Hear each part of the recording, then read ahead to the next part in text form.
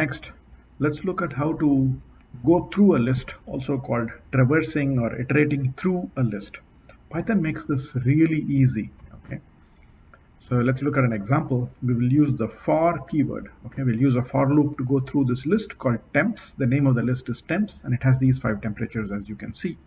The syntax is for, let's call it item. For each item in the list name called temps, print the item to me. Okay, print the item.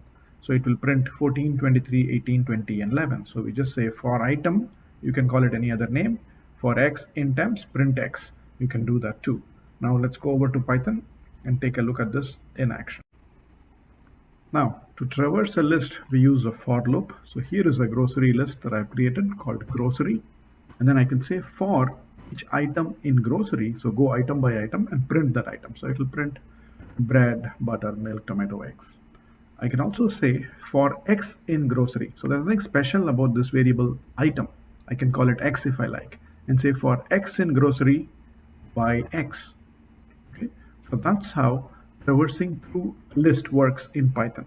Thank you for watching.